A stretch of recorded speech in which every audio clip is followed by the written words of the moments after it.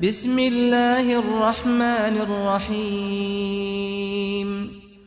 دین preacher official کے معزز دوستو، السلام علیکم۔ آج میں آپ کو قصہ بتاؤں گا حضرت نوح علیہ السلام کے بارے میں۔ ناظرین اکرامی، حضرت نوح علیہ السلام کا تذکرہ قرآن مجید میں 42 جگہ آیا ہے۔ حضرت آدم علیہ السلام کی اولاد دنیا میں خوب بڑی، آہستہ آہستہ یہ خدا کو بھولتے گئے جس نے اسے پیدا کیا تھا اور جوان کا پالنے والا ہے، اور شیطان کے بہکائے میں آنے لگے جس نے حضرت آدم کو جنت سے نکلوا دیا تھا۔ شیطان کے بہکائے میں یہ لوگ بتوں اور آگ سورج وغیرہ کو پوجنے لگے اور ایک خدا کے بجائے مٹی اور پتھر کے بہت سے خدا بنا لیے۔ اپنے ہاتھ سے اپنا خدا بناتے اور پھر ان سے مانگتے، حالانکہ یہ مٹی اور پتھر کے خدا اپنے لیے کچھ نہ کر سکتے تھے، ان کے لیے کیا کرتے؟ اللہ پاک نے جو اپنے بندوں سے بڑی محبت رکھتا ہے، اس کو یہ کبھی گوارا نہیں کہ اس کے بندے شیطان کے بہکائے میں آ کر اللہ کے علاوہ کسی اور کی عبادت کرنے لگے اور اس کی سزا میں مرنے کے بعد اور اس کے بعد دوزخ میں جلیں۔ اللہ پاک نے حضرت نوح علیہ السلام کو اپنا نبی بنا کر بھیجا۔ اس زمانے میں لوگوں کی عمریں بہت بڑی بڑی ہوتی تھی۔ حضرت نوح علیہ السلام 950 سال تک اپنی قوم میں واعظ کرتے رہے کہ اے لوگو، صرف ایک اللہ کی عبادت کرو اور میرا کہنا مانو، وہ تمہارے گناہ بخش دے گا۔ لیکن لوگوں نے حضرت نوح علیہ السلام کی باتوں کو نہ مانا اور اپنے کانوں میں انگلیاں دے لی اور کپڑے اوڑھ لیے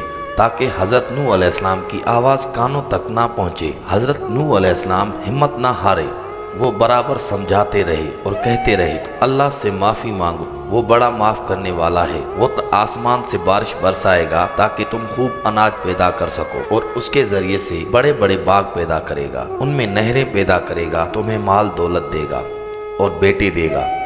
تمہیں کیا ہو گیا ہے کہ تم خدا کو نہیں مانتے؟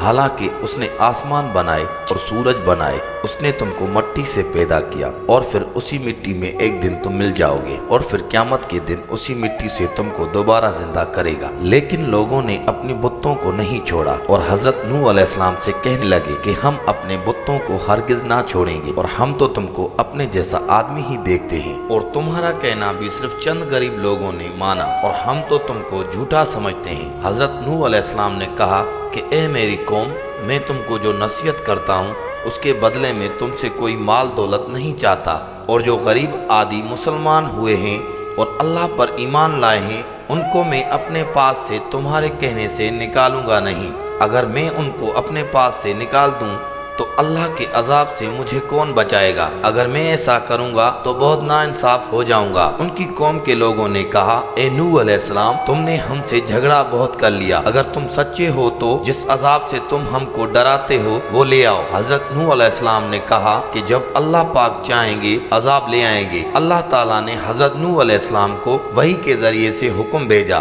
کہ تمہاری قوم میں جو لوگ ایمان لا چکے ہیں ان کے علاوہ اور کوئی ایمان نہیں لائے گا، تم غم نہ کرو، ایک کشتی بناؤ۔ حضرت نوح علیہ السلام نے خدا کے حکم کے مطابق کشتی بنانے شروع کی، تو جب ان کی قوم کے سردار ان کے پاس سے گزرتے تو ان کی کشتی بناتے ہوئے دیکھتے تو ان کا مذاق اڑاتے۔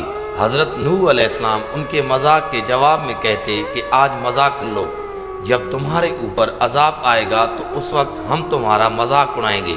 آخرکار اللہ تعالیٰ کا عذاب اس کے وعدے کے مطابق آیا، زمین سے پانی نکلنا شروع ہوا اور آسمان سے بارش آنی شروع ہوئی۔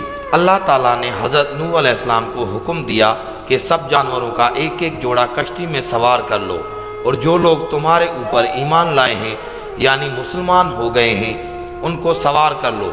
حضرت نوح علیہ السلام نے اس کشتی میں سوار ہونے والوں سے کہا کہ اللہ تعالیٰ کا نام لے کر اس کشتی میں سوار ہو جاؤ، اس کا چلنا اور ٹھہرنا اسی کے ہاتھ میں ہے، اللہ تعالیٰ بڑا بخشنے والا مہربان ہے۔ لہروں میں چلنے لگی تو اس وقت حضرت نوح علیہ السلام نے اپنے بیٹے سے کہا اے بیٹا، ہمارے ساتھ سوار ہو جاؤ اور کافروں کے ساتھ مت ہو۔ اس نے کہا میں کسی پہاڑ پر چڑھ جاؤں گا اور وہ پانی سے بچا لیں گے۔ حضرت نوح علیہ السلام نے کہا آج خدا کے عذاب سے سوائے خدا کے کوئی بچانے والا نہیں۔ اتنے میں دونوں کے درمیان ایک پانی کی لہر اٹھی اور وہ ڈوب گیا۔ پھر اللہ تعالیٰ نے زمین کو حکم دیا کہ اپنا پانی نگل جا، اور آسمان کو بھی حکم دیا کہ پانی برسانا بند کر دے، یہاں تک کہ پانی خشک ہو گیا اور تمام کافر دنیا میں ختم کر دیے گئے۔ حضرت نوح علیہ السلام کی کشتی کوہ جودی پر ٹھہری۔ حضرت نوح علیہ السلام نے اپنے پروردگار سے عرض کیا اے میرے رب، میرا بیٹا بھی میرے گھر والوں میں سے ہے اور آپ کا وعدہ سچا ہے، یعنی حضرت نوح علیہ السلام کا مطلب تھا کہ اے اللہ، آپ نے وعدہ فرمایا تھا کہ تیرے گھر والوں کو اس طوفان سے بچا لوں گا،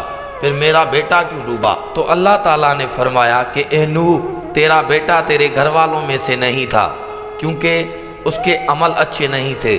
میں تجھ کو نصیحت کرتا ہوں کہ ایسی بات نہ کر جو تیرے علم میں نہیں، اس کے لیے کہ آپ کا بیٹا اللہ کے علم ازلی میں کافر تھا، اور یہ بات نوح علیہ السلام کے علم میں نہ تھی۔ حضرت نوح علیہ السلام نے اللہ پاک سے توبہ کی اور اپنے کہنے کی معافی چاہی۔ اللہ پاک نے ان کو معاف کر دیا اور حکم دیا کہ اے نوح، ہماری طرف سے سلامتی اور برکتوں کے ساتھ اتر۔ اس کے بعد حضرت نوح علیہ السلام کی امت سے دنیا بسی اور آہستہ آہستہ ان کے بال بچے آباد ہوتے گئے۔ یہ سب لوگ خدا تعالیٰ کی اطاعت کرتے رہے۔